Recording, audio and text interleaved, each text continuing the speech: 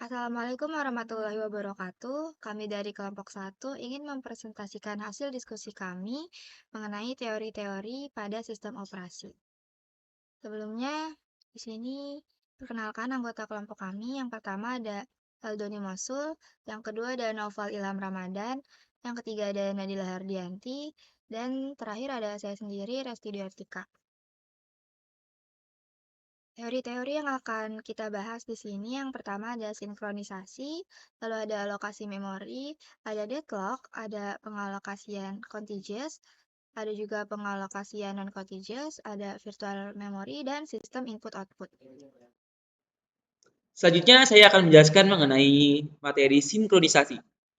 Sebelum kita lanjutkan membahaskan tentang sinkronisasi, kita harus tahu dulu nih apa itu sinkronisasi. Jadi sinkronisasi adalah suatu proses pengaturan jalannya beberapa proses pada saat yang bersamaan untuk saling bertukar data agar memiliki jumlah data yang sama. Jadi itu di sini kita harus menyinkronkan ya teman-teman jumlah datanya agar proses tukar menukar itu bisa terjadi. Tujuan utama sinkronisasi adalah untuk menghindari terjadinya inkonsistensi data karena pengaksesan oleh beberapa proses yang berbeda atau biasa disebut dengan mutual exclusion. Serta untuk mengatur urutan jalannya proses-proses sehingga dapat berjalan dengan lancar dan terhindar dari deadlock dan starvation. Tujuan utama mungkin lebih condong ke arah backup atau membuat cadangannya. Jadi di sini kita untuk menghindari deadlock yang sudah dijelaskan oleh teman saya tadi sebelumnya. Selanjutnya yaitu ada konsep dasar sinkronisasi. Di sini ada 3 konsep dasar. Yang pertama kita harus tahu apa itu sinkronisasi. Jadi sinkronisasi adalah teknik untuk mengatur akses ke sumber daya bersama agar dapat digunakan secara aman oleh beberapa proses atau thread. Jadi di sini kita atur akses sumber dayanya supaya bisa diakses oleh orang banyak gitu teman-teman. Lalu kenapa sih kita memerlukan sinkronisasi? Jadi sinkronisasi itu diperlukan untuk mencegah kondisi perlombaan sumber daya atau race condition dan memastikan keberlanjutan coherent system. Tujuan sinkronisasi dalam sistem operasi yaitu untuk memastikan kerjasama dan koordinasi yang tepat antara proses atau thread dalam mengakses sumber daya bersama. Nah, setelah kita konsep dasar sinkronisasi, sekarang kita masuk ke tahapan sinkronisasi. Jadi sini ya misalnya kita mempunyai dua proses nih, ada proses A dan proses B. Di mana proses A itu write atau mengisi gitu ke dalam data atau ke dalam data yaitu memori gitu loh. Dan proses B itu membaca. Nah, gunanya sinkronisasi itu agar keduanya itu bisa saling terhubung teman-teman. Antara proses membaca dengan proses membaca, proses mengisi dengan proses membaca. Gunanya sinkronisasi ya adalah itu. Jadi kita menghubungkan dua sumber data. Lalu selanjutnya ada tahapan sinkronisasi ya teman-teman. Di sini kita jelaskan menggunakan kata-kata. Jadi pertama itu ada identifikasi sumber daya bersama ya atau biasanya itu artinya itu ada identifikasi sumber daya yang akan diakses secara bersama oleh proses atau thread dalam sistem operasi. Contoh sumber daya bersama meliputi variabel global, memori atau file. Lalu ada analisis poin kritis yaitu tentukan bagian-bagian kode yang merupakan poin kritis atau daerah yang memerlukan sinkronisasi. Itu di sini kita tentukan nih yang mana yang harus kita sinkronisasi, yang mana yang tidak.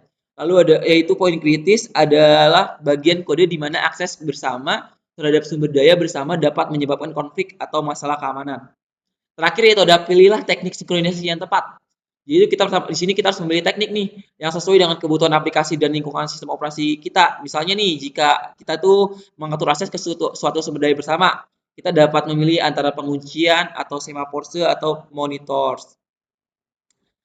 Nah, di sini ada cara kerjanya, teman-teman. Di sini ada implementasinya dulu nih. Jadi implementasi teknik sinkronisasi yang dipilih dalam kode program, pastikan untuk mengunci sumber daya bersama sebelum mengakses dan membuka kunci setelah penggunaan selesai.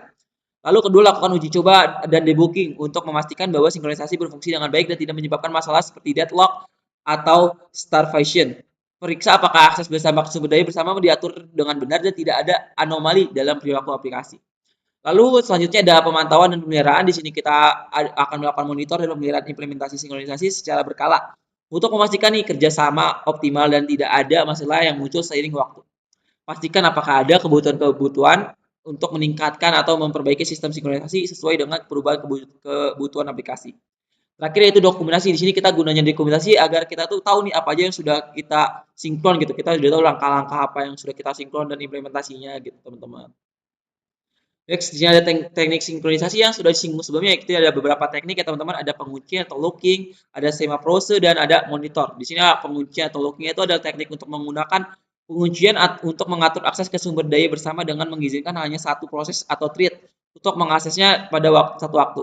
Semaprose sedangkan semaprose itu melemparkan sinyal atau signal yang dapat digunakan untuk mengatur akses ke sumber daya bersama baik secara biner atau binary maupun terhubung atau counting. Terakhir ada monitors atau abstract yang memungkinkan pengeksekusian kode yang dikunci secara otomatis saat proses atau thread masuk ke dalam blok monitor. Di sini kita jelaskan lebih rinci lagi untuk penguncian atau looking. Di sini kita looking itu adalah mengizinkan suatu proses atau thread untuk mengakses sumber daya bersama pada satu waktu dengan mengunci dan membuka kunci sumber daya. Jadi kita di sini kita kunci ya teman-teman filenya. Lalu di sini ada implementasinya ya, yaitu misalnya semi-proses menyediakan mekanisme penguncian seperti mutex atau mutual exclusion dan spin lock untuk mengimplementasikan pengunciannya. Kedua ada semaprose. Semaprose adalah variabel yang digunakan untuk mengatur atau memberikan sinyal antara proses atau thread dalam sistem operasi. Tipe semaprose terdapat dua jenis, yaitu semaprose binary, semaprose yang hanya memiliki dua nilai atau 0 dan 1, dan counting yang semaprose yang dapat memiliki nilai lebih dari 1. Lalu implementasinya pada sistem informasi, sistem operasi menyediakan mekanisme semaprose untuk mengkoordinasikan akses ke sumber daya bersama. Terakhir yaitu ada monitors. Monitors adalah konstruksi bahasa pemrograman yang menyediakan cara untuk mengatur akses ke sumber daya bersama dengan cara yang aman. Di sini ada fitur-fiturnya yaitu seperti pengunci otomatis, automatic lock, atau dan variabel condition variable untuk mengatur akses ke sumber daya. Contohnya itu di sini kita melalui bahasa pemrograman yang mendukung monitor, teman-teman. Nah, di sini ada masalah nih kalau kita tidak melakukan sinkronisasi, yaitu ada perlombaan sumber daya atau race condition ketika dua data atau lebih proses atau thread bersaing untuk mengakses sumber daya bersama tanpa sinkronisasi yang tepat dapat terjadi kondisi perlombaan. Sumber daya yang mengakses hasil yang tidak konsisten itu saling berebutan ya teman-teman, siapa dulu yang mengakses data atau file kita. Lalu selanjutnya ada selain kondisi perlombaan, deadlock atau penguncian saling tunggu. Dan starvation juga dapat terjadi sinkronisasi yang tidak diimplementasikan dengan benar. Selanjutnya saya akan menjelaskan mengenai alokasi memori. Di sini sebelum kita menjelaskan lebih dalam mengenai alokasi memori, kita akan cari tahu dulu apa itu alokasi memori. Di sini pertama ada definisinya teman-teman. Di sini ada sistem operasi adalah dari definisi sistem operasi. Jadi sistem operasi adalah perangkat lunak yang mengelola sumber daya perangkat keras dan menyediakan layanan yang diperlukan untuk aplikasi perangkat lunak. Sedangkan untuk memori, memori adalah pusat pada dari operasi pada sistem komputer modern, berfungsi sebagai tempat penyimpanan informasi yang harus diatur dan dijaga sebaik-baiknya. Memori adalah array besar dari word atau byte yang disebut alamat. Lalu selanjutnya ada peran alokasi memori dalam sistem operasi. Di sini alokasi memori adalah proses penting dalam sistem operasi yang bertanggung jawab untuk menentukan cara mengatur dan memberikan akses ke memori sistem kepada berbagai proses dan aplikasi. Di sini ada tingkatannya teman-teman, dari paling rendah yaitu tab magnet, lalu ke cakra magnet, ke memori utama, memori cache, lalu ke register processor. Ini tingkatan memori ya teman-teman. Lalu selanjutnya ada konsep dasar alokasi memori. Jadi definisi alokasi memori adalah proses untuk memerlukan cara mengatur dan memberikan akses ke memori sistem kepada berbagai proses dan aplikasi. Lalu tujuannya yaitu adalah untuk memastikan bahwa setiap proses atau aplikasi memiliki cukup ruang memori untuk dieksekusi dengan lancar tanpa interferensi dari proses lainnya. Jadi kita bisa menjalankan dua aplikasi secara bersamaan gitu teman atau lebih. Lalu terakhir ada konsepnya yaitu alokasi memori. Statis adalah alokasi yang diperlukan pada saat awal pelaksanaan program, sedangkan alokasi memori dinamis adalah alokasi yang dibutuhkan saat program berjalan. Ini akan kita jelaskan lebih lanjut pada slide selanjutnya. Saya di slide selanjutnya. Lalu di sini ada tahapan alokasi memori teman-teman. Di sini ada pertama tuh sini kita punya sebuah device dan ada CPU juga teman-teman. Di sini ada MMU dan MMU. Lalu ada main memorinya. Kita ada page addressers. Seperti itu teman-teman. Lalu di sini ada tahapannya teman-teman. Ada identifikasi kebutuhan memori, identifikasi kebutuhan memori untuk setiap proses atau aplikasi berjalan dengan sistem. Lalu ada pemilihan metodenya, lalu ada proses alokasi memori, dan terakhir ada pemantauan dan pemilihan memori. Di sini kita lakukan, keempatnya wajib kita lakukan agar memastikan alokasi memori berjalan dengan baik teman-teman. Untuk penjelasannya di sini ada identifikasi memori itu sudah saya jelaskan sebelumnya, ada pemilihan metode kita pilih sesuai dengan kebutuhan sistem kita. Lalu ada alokasi prosesnya. Prosesnya itu kita harus atur dengan baik ya teman-teman sesuai setiap prosesnya atau aplikasi. Lalu ada pemantauan. Kita harus memantau terus ketersediaan memori yang memadai dan mengurangi kemungkinan fragmentasi memori. Lalu ada cara kerja alokasi memori ada cara kerja memori statis. Sering itu ada dua jenis alokasi memori ya, statis dan dinamis. Sekarang saya jelaskan mengenai alokasi memori statis. Di sini tuh ada deskripsi singkatnya, yaitu pada alokasi memori statis, memori sistem dibagi menjadi bagian-bagian yang tetap dan setiap bagian dialokasikan untuk proses tertentu sepanjang waktu. Langkah-langkahnya yaitu ada identifikasi kebutuhan memori, alokasi memori sesuai dengan kebutuhan, dan pembebasan memori setelah proses selesai. Jadi setelah kita sudah selesai, kita harus bebasin memori-memorinya, teman-teman. Lalu ada kelebihan dan kekurangan. Kelebihannya termasuk kecepatan alokasi yang tinggi, tapi ada kekurangannya ya, termasuk penggunaan memori yang tidak efisien jika alokasi terlalu besar atau terlalu kecil. Jadi kan kalau terlalu besar atau terlalu kecil kita susah nih untuk menghapusnya atau membebaskannya, teman-teman. Lalu di sini ada dinamis. Untuk deskripsi singkatnya itu memori sistem yang tidak dibagi sebelumnya, tetapi dialokasikan sesuai kebutuhan selama proses berjalan. Itu tidak dihapuskan, teman-teman, atau tidak dipindahkan. Lalu selanjutnya ada langkah-langkahnya, teman-teman. Di sini ada identifikasi kebutuhan memori, alokasi dan dialokasi memori sesuai dengan kebutuhan saat proses berjalan. Di sini kita alokasi saat proses berjalan, teman-teman, tidak seperti statis yang kita setelah selesai kita gunakan lalu kita hapus. Di sini kita alokasinya setelah berjalan, teman-teman. Sehingga kelebihannya termasuk menggunakan memori yang lebih efisien, tetapi kekurangan termasuk komplikasi manajemen memori yang lebih tinggi dan potensi untuk fragmentasi memori. Lalu ada metodenya, yaitu ada beberapa metode untuk alokasi memori, yaitu alokasi memori berbasis partisi, teman-teman. Pertama, yaitu ada memori sistem dibagi menjadi beberapa partisi masing-masing dialokasi untuk proses tertentu. Kedua, yaitu langkah-langkah proses di masing kebutuhan memori, alokasi memori sesuai dengan partisi yang tersedia dan pembebasan memori setelah proses selesai. Selanjutnya, untuk kelebihan dan kekurangan dari berbasis partisi ini, ya, pertama itu kelebihan termasuk kesederhanaan dan kecepatan, tapi ada kekurangannya yaitu pemborosan memori jika partisi terlalu besar dan terlalu kecil. Lalu kedua, alokasi memori berbasis segmen. Di sini maksudnya yaitu memori sistem dibagi menjadi segmen-segmen logis yang mewakili bagian-bagian berbeda dari program atau proses. Langkah-langkahnya sama seperti sebelumnya sebenarnya, namun ada sedikit perubahan di sini. Pertama itu kebutuhan identifikasi dulu, lalu alokasi segmen-segmen, dan dialokasi segmen setelah proses selesai kita dialokasi lagi, teman-teman. Lalu ada kelebihan yang kurang, lebih termasuk fleksibilitas dalam alokasi memori, tapi kurang termasuk kompleksitas manajemen memori yang lebih tinggi dan kemungkinan terjadinya fragmentasi segmen. Terakhir yaitu ada berbasis paging. Di sini dibagi menjadi unit-unit kecil yang disebut halaman dan alokasi dilakukan pada tingkat halaman. Langkah-langkahnya itu identifikasi kebutuhan memori, alokasi halaman sesuai dengan kebutuhan suatu proses, dan pembebasan halaman saat proses selesai.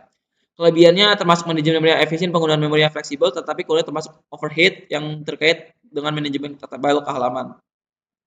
Ada beberapa strategi manajemen memori, teman-teman, yaitu ada swapping, yaitu proses menggeser data antara memori utama dan menyimpan sekunder untuk mengakomodasi kebutuhan memori. Lalu ada pegging, metode alokasi memori yang menggunakan pembagian memori menjadi halaman-halaman terkecil. Lalu ada segmentasi, metode alokasi memori untuk yang membagi memori menjadi segmen-segmen logis yang merepresentasikan bagian-bagian berbeda dari proses atau program atau proses. Lalu ada fragmentasi, yaitu tantangannya terkait dengan alokasi memori yang dapat menyebabkan memori terfragmentasi dan penggunaan memori yang tidak efisien. Di sini ada tantangan dan permasalahannya, teman-teman. Pertama yang dari kita bahas itu fragmentasi memori, atau biasa kita tantangannya terkait dengan alokasi memori yang dapat menyebabkan memori terfragmentasi atau penggunaan memori yang tidak efisien. Lalu kedua ada keamanan dan alokasi, permasalahan terkait dengan keamanan akses memori antara proses dan berjalan. Terakhir yaitu ada manajemen memori dalam lingkungan multitasking, tantangan yang terkait dengan manajemen memori dalam lingkungan yang mendukung multitasking dengan banyak proses yang berjalan secara bersamaan. Di sini ada solusinya juga, teman-teman. Pertama ada kompaksi memori, yaitu menggabungkan ruang yang terfragmentasi menjadi blok yang lebih besar untuk mengoptimalkan penggunaan memori. Jadi sini ada beberapa ruang yang fragmentasi kita satukan dalam satu blok, teman-teman. Lalu pemisahan memori, menerapkan mekanisme isolasi untuk memisahkan memori antara proses yang berjalan dan menjaga keamanannya. Lalu ada pegging atau dan segmentasi, ya ini di sini kita gunakan untuk teknik alokasi memori berbasis pegging dan segmentasi untuk mengolah memori dengan lebih efisien dalam lingkup multitasking. Jadi kesimpulannya yaitu ringkasan materi alokasi memori dapat dalam sistem operasi. Alokasi memori adalah proses penting dalam sistem operasi yang bertanggung jawab untuk menentukan cara mengatur dan memberikan akses ke memori sistem kepada berbagai proses dan aplikasi. Kedua yaitu pentingnya memahami dan mengimplementasikan alokasi memori dengan tepat. Memahami konsep, strategi, dan metode alokasi memori penting untuk mengoptimalkan penggunaan memori sistem dan memastikan kinerja sistem yang efisien. Mungkin sekian saja penjelasan dari saya mengenai tadi sinkronisasi dan alokasi memori. Selanjutnya akan saya serahkan kepada teman saya. Terima kasih. Selanjutnya, kita akan menjelajahi tentang deadlock, sebuah situasi yang dapat muncul dalam berbagai sistem, termasuk pada sistem operasi. Kita akan membahas kondisi-kondisi yang menyebabkan deadlock, dampaknya, dan teknik-teknik untuk mencegah dan memulihkannya. Dengan memahami deadlock, kita dapat merancang dan mengelola sistem yang lebih kokoh dan efisien. Apa itu deadlock? Deadlock dalam sistem operasi merujuk pada situasi di mana dua atau lebih proses saling menunggu sumber daya yang dipegang oleh proses lain dalam sistem, sehingga tidak ada yang dapat dilakukan untuk melanjutkan eksekusi mereka. Ini seringkali terjadi ketika proses-proses tersebut terjebak dalam siklus tunggu saling menunggu. Jadi, deadlock ini masalah yang serius yang dapat secara signifikan berdampak pada kinerja sistem dan pengalaman pengguna. Bayangin aja nih, dua orang mencoba membuka pintu yang sama secara bersamaan. Mereka berdua terjebak sampai salah satu dari mereka mundur dan membiarkan yang lain membuka pintu terlebih dahulu. Dalam sistem komputer, deadlock dapat terjadi ketika proses bersaing untuk sumber daya bersama seperti file, printer, atau memori. Tahapan deadlock. Jadi, empat kondisi ini harus dipenuhi agar deadlock terjadi. Yang pertama ada mutual exclusion, pengecualian bersama, ada hold and wait, menahan dan menunggu, lalu ada no preemption, tanpa pemaksaan, dan circular wait, penantian berantai. Jadi, keempat kondisi ini menciptakan kondisi yang sempurna untuk terjadinya deadlock. Jika keempat kondisi terpenuhi, deadlock tidak dapat dihindari. Pengecualian bersama memastikan bahwa hanya satu proses yang dapat mengakses sumber daya pada satu waktu. Menahan dan menunggu memungkinkan proses untuk memegang sumber daya sambil meminta lebih banyak. Tanpa pemaksaan, mencegah sistem mengambil sumber daya dari proses yang tidak sedang aktif menggunakannya. Terakhir, siklus tunggu saling menunggu menciptakan lingkaran ketergantungan di mana setiap proses menunggu sumber daya yang dipegang oleh proses berikutnya dalam rangkaian. Selanjutnya ada contoh deadlock. Jadi deadlock dapat terjadi dalam berbagai situasi. Contohnya, dua mobil di jembatan sempit. Setiap mobil membutuhkan seluruh jembatan untuk lewat, tetapi tidak ada mobil yang bisa mundur untuk membiarkan yang lain lewat terlebih dahulu. Lalu ada dua orang yang mencoba menggunakan garpu dan pisau yang sama. Setiap orang membutuhkan kedua peralatan untuk makan, tetapi tidak ada yang bisa melepaskan satu peralatan sampai mereka memiliki yang lain. Lalu ada transaksi database. Dua transaksi masing-masing mungkin memegang kunci pada tabel dan menunggu transaksi lain dan melepaskannya. Jadi, deadlock dapat terjadi dalam situasi sehari-hari, tidak hanya pada sistem komputer aja. Kuncinya adalah mengidentifikasi empat kondisi yang dapat menyebabkan deadlock dan mengambil langkah-langkah untuk mencegahnya. Dalam kasus mobil di jembatan, lampu lalu lintas atau jembatan yang lebih lebar dapat digunakan untuk mencegah deadlock. Untuk orang yang sedang makan, menggunakan peralatan makan terpisah akan menghilangkan kemungkinan deadlock. Dalam sistem database, mekanisme penguncian yang tepat dan strategi timeout dapat membantu mencegah deadlock. Lalu, pada gambar ini eh, menunjukkan situasi deadlock dengan dua proses, P1 dan P2, dan dua sumber daya R1 dan R2. Dari gambar ini, kita bisa menganalisis bahwa P1 sedang menggunakan R1 dan menunggu R2. Hal ini ditunjukkan dengan kotak P1 yang berisi R1 dan panah dari P1 ke R2. Lalu ada P2 menggunakan R2 dan menunggu R1. Hal ini ditunjukkan dengan kotak P2 yang berisi R2 dan panah dari P2 ke R1. Situasi ini menyebabkan deadlock karena memenuhi keempat kondisi yang diperlukan. Yang pertama tadi kan ada mutual exclusion, pengecualian bersama. Ini terjadi saat R1 dan R2 hanya dapat digunakan oleh satu proses pada satu waktu. Lalu ada hold and wait, menahan dan menunggu. P1 sedang menunggu R2 sambil tetap memegang R1.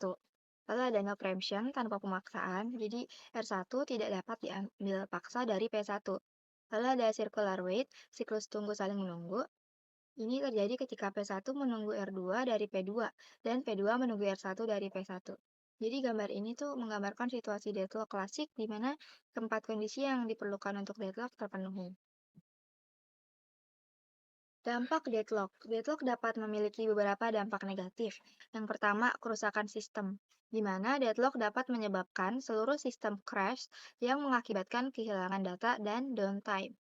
Penurunan kinerja. Deadlock dapat secara signifikan menurunkan kinerja sistem karena proses macet menunggu sumber daya. Lalu ada produktivitas penggunaan jadi berkurang. Deadlock dapat menyebabkan frustasi dan buang-buang waktu bagi pengguna yang tidak tepat. Jadi apa sih solusinya buat deadlock? Solusi deadlock ini tergantung pada kebijakan sistem operasi dan kebutuhan aplikasi. Beberapa solusi yang mungkin, yang pertama ada abort salah satu proses P1 atau P2 dihentikan paksa. Hal ini akan membebaskan sumber daya R1 dan memungkinkan P2 untuk melanjutkan. Lalu ada rollback salah satu proses P1 atau P2 dikembalikan ke keadaan sebelumnya. Hal ini membatalkan permintaan R2 oleh P1 dan memungkinkan P2 untuk melanjutkan. Lalu kita bisa juga melakukan preemption, sumber daya R1 diambil paksa dari P1 dan diberikan kepada P2.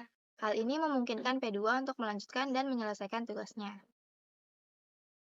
Lalu ada pencegahan deadlock. Deadlock itu dapat dicegah dengan menggunakan teknik dan algoritma yang tepat. Seperti untuk pada mutual exclusion, kita bisa gunain mutex, mapur, atau lock untuk memastikan hanya satu proses yang dapat mengakses sumber daya pada satu waktu. Untuk hold and wait, kita bisa gunain algoritma wait for grab untuk mendeteksi dan mencegah deadlock. Untuk no preemption, kita bisa menggunakan algoritma banker untuk mengalokasikan sumber daya secara aman. Untuk circular wait, kita bisa gunain algoritma one wait untuk mencegah deadlock dalam situasi di mana proses dapat meminta sumber daya dari beberapa proses lain. Baik, izin masuk. Saya Naufal Ilham Ramadan. Saya akan menjelaskan mengenai pengalokasian contiguous dan pengalokasian non-contiguous. Yang pertama adalah pengalokasian contiguous. Nah, apa sih itu pengalokasian contiguous? Pengalokasian contiguous merupakan metode pengalokasian memori yang menggunakan blok-blok yang berurutan dan berlangsung secara linear. Dalam pengalokasian contiguous, setiap berkas atau proses diberikan tempat yang tersedia secara kontinu, di mana setiap berkas atau proses memiliki alamat disk yang langsung berikutnya. Ini mempermudah pengalokasian dan pengaksesan data, tetapi tidak efisien ketika ada berkas atau proses yang membutuhkan lebih banyak ruang memori dari yang tersedia. Nah, selanjutnya di sini ada tahapan pengalokasian contiguous. Tahapannya yang pertama adalah pengumpulan data. Data atau berkas yang akan dialokasikan dijadikan sebuah blok kontigu. Selanjutnya tahapan yang kedua adalah pengalokasian. Blok kontigu yang ditemukan di memori tidak terpakai sebelumnya digunakan untuk menyimpan data atau berkas. Selanjutnya tahapan yang terakhir yaitu pengaksesan. Data atau berkas yang dialokasikan dapat langsung diakses secara kontinu. Selanjutnya di sini ada cara kerja pengalokasian contiguous. Cara kerja pengalokasian contiguous dapat diterapkan dalam sistem operasi yang menggunakan pendekatan ini, seperti IBM VM atau CMS. Dalam pengalokasian contiguous, direktori untuk setiap berkas mengindikasikan alamat blok awal dan panjang area yang dialokasikan untuk berkas tersebut. Setiap direktori berisi sebuah penunjuk atau pointer ke awal dan akhir blok sebuah berkas, dan setiap blok mempunyai penunjuk ke blok berikutnya. Tadi merupakan penjelasan mengenai pengalokasian contiguous. Nah, sekarang berikutnya pengalokasian non-contiguous. Pengalokasian non-contiguous itu merupakan metode pengalokasian memori yang menggunakan blok-blok yang tidak berurutan dan tidak langsung berlangsung. Dalam pengalokasian non-contiguous, setiap berkas atau proses diberikan tempat yang tersedia dalam memori yang tidak harus berurutan. Ini mempermudah pengalokasian dan pengaksesan data, serta memungkinkan penggunaan memori yang lebih efisien. Selanjutnya ada tahapan dari pengalokasian non-contiguous. Tahapannya hampir sama seperti yang pengalokasian contiguous, yaitu yang pertama ada pengumpulan data, pengalokasian, dan pengaksesan. Nah, di sini tahapan yang pertama adalah pengumpulan data. Data atau berkas yang akan dialokasikan dibedakan menjadi blok-blok yang tidak berurutan. Lalu yang kedua, pengalokasian. Blok-blok yang ditemukan di memori yang tidak terpakai sebelumnya digunakan untuk menyimpan data atau berkas. Lalu tahapan yang ketiga atau yang terakhir adalah pengaksesan. Data atau berkas yang dialokasikan dapat langsung diakses menggunakan metode pengalokasian yang sesuai seperti paging atau segmentasi. Nah, selanjutnya adalah cara kerja pengalokasian non-contiguous. Cara kerja pengalokasian non-kontiguous dapat diterapkan dalam sistem operasi yang menggunakan pendekatan ini, seperti sistem paging dan segmentasi. Dalam pengalokasian non-kontiguous, sistem operasi mengelola informasi mengenai bagian memori yang tersedia atau hole dan bagian memori yang digunakan. Baik, saya Nadila Ardianti akan menjelaskan apa itu virtual memory dan sistem input-output. Nah, di sini yang pertama yaitu virtual memory. Memori virtual adalah teknik umum yang digunakan dalam sistem operasi komputer. Memori virtual menggunakan perangkat keras dan perangkat lunak untuk memungkinkan komputer mengkompensasi kekurangan memori fisik untuk sementara mentransfer data dari memori akses acak ke penyimpanan disk. Nah, selanjutnya ada tahapan virtual memory. Di sini ada 6. Yang pertama yaitu alokasi memori. Alokasi memori itu meminta alokasi memori untuk instruksi dan data yang dibutuhkan. Terus yang kedua ada domain paging. Di sini dia tidak memuat keseluruhan kode dan data kode ke memori fisik sekaligus. Terus yang ketiga ada package fault. Dia menghentikan proses dan memberitahu sistem operasi yang mencari halaman yang dibutuhkan dalam storage. Terus yang keempat ada memuat halaman, yaitu sistem operasi memuat halaman yang dibutuhkan dari storage ke memori fisik. Terus yang kelima ada memperbarui tabel pemetaan yang melacak lokasi halaman di memori fisik dan virtual. Terus yang keenam itu melanjutkan proses setelah halaman dimuat dan tabel pemetaan diperbarui, itu prosesnya dilanjutkan dan program dapat mengakses data yang dibutuhkan.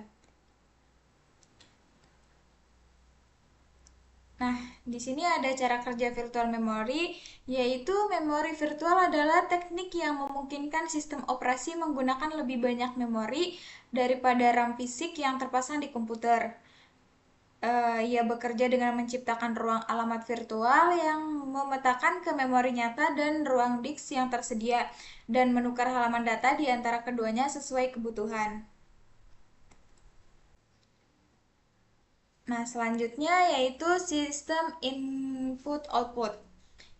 Input atau lebih lengkapnya input device merupakan perangkat masukan yang dipasang sesuai port masing-masing yang berfungsi untuk memasukkan data dan mentransfer data dari luar ke microprocessor yang berupa signal data maintenance atau signal input. Biasanya signal input berupa data yang masuk dalam microprocessor.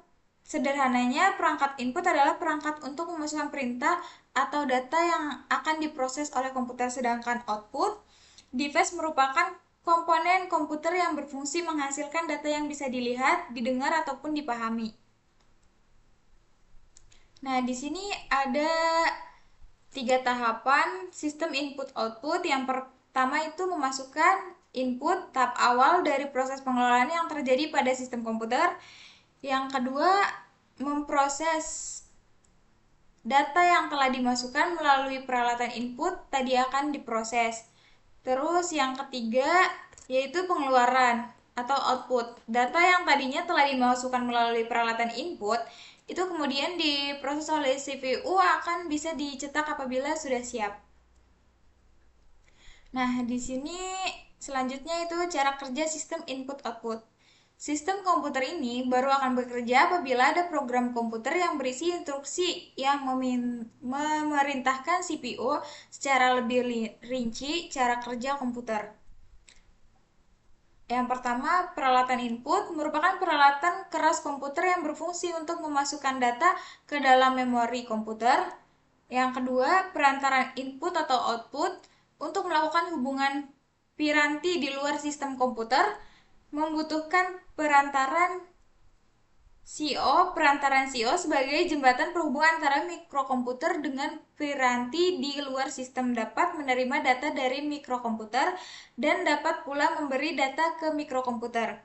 Ada 2 macam perantara CO, yaitu piranti untuk menghubungkan serial UART, Universal asynchronous receiver transmitter, dan piranti untuk menghubungkan paralel atau PIO, parallel input output. Terus yang ketiga ada prosesor CPU, Central Processing Unit. Merupakan bagian fungsional yang utama dari sebuah sistem komputer atau sebagai otak dari sebuah komputer. Di dalam CPU, inilah semua kerja komputer dilakukan. Hal-hal yang perlu dilakukan CPU adalah membaca, mengkodekan, dan mengeksekusi instruksi program, mengirim data dari dan memori sistem, dan serta bagian input-output, merespon instruksi dari luar, menyediakan clock dan signal kontrol kepada sistem. Terima kasih atas perhatiannya. Thank you for watching.